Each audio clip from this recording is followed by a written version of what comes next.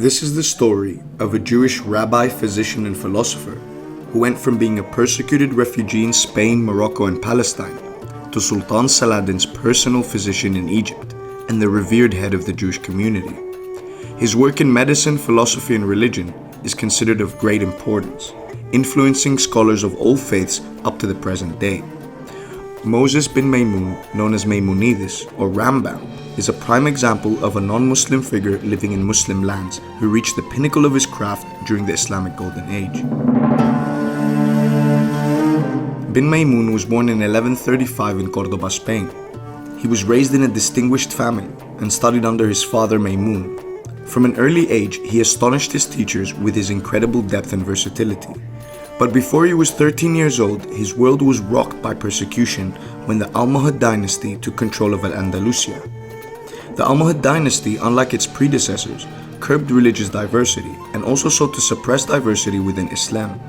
The Maimons stayed in Al-Andalusia for 11 years, but fearing the worst, they fled to Morocco in 1159. Bin Maimon continued studying Judaism, Greek philosophy, and medicine.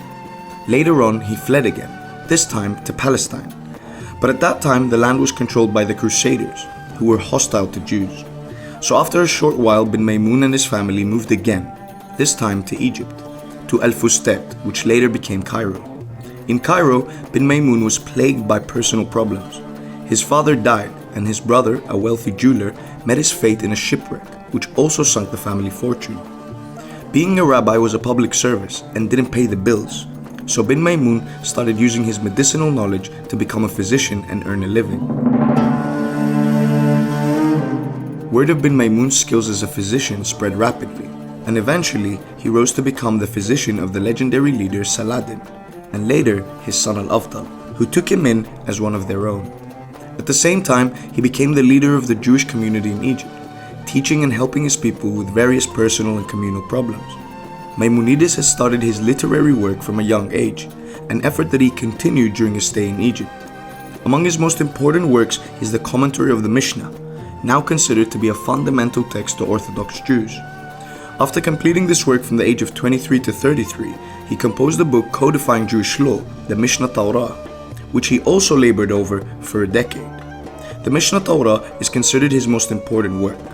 It is also noteworthy that he wrote some of his texts in Hebrew and others in Arabic. He also wrote a very interesting text dubbed The Guide for the Perplexed, which combined Judaism and philosophy. He stated in it, the truths of science cannot be inconsistent with God's truths.